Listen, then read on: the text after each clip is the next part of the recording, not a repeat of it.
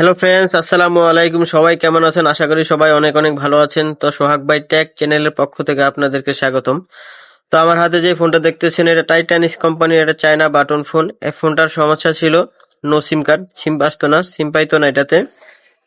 তো আমি কাজটা করার পরে ভিডিওটা করছি। তো আমি কিভাবে কাজটা করছি সেটা নিয়ে আপনাদের মাঝে আসছি।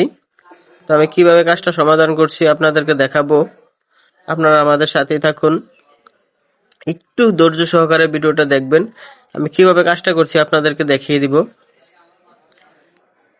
কাজটা করতে অনেক সময় লাগছে, তো এই কারণে আমি ভিডিওটা প্রথম করতে পারি নাই, পরে করছি। আমি দেখিয়ে দিব আপনাদেরকে কিভাবে কাজটা করছি। তো আপনারা প্রথমে কি করবেন, মিটার নেবেন হাতে। নেওয়ার পরে সিমের যে বেজগুলো আছে, এই বেজগুলোকে সুন্দরভাবে মেপে নেবেন। দেখবেন যে সিমের বেজের প্রত্যেকটা লাইন ঠিক আছে কিনা। প্রথমে প্রত্যেকটা লাইন চেক করবেন। প্রত্যেকটা লাইন চেক করার পরে দেখবেন যে ঠিক আছে কিনা।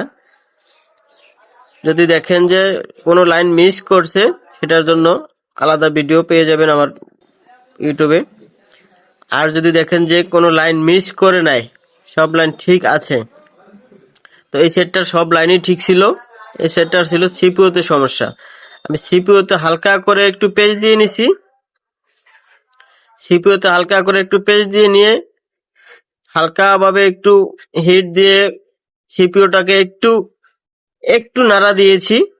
একটু হালকা নাড়া দিয়েছি যাতে কোনো বল নষ্ট না হয়ে যায়। সিপিইউর ভিতরে অনেকগুলো বল থাকে, একটা বলও যে নষ্ট না হয়। হালকাভাবে নাড়া দিয়ে নিয়েছি, কারণ রানিং সিপিইউ লাটলে অনেক সময় বন্ধ হয়ে যায়, তো ওদিকে লক্ষ্য রাখবেন।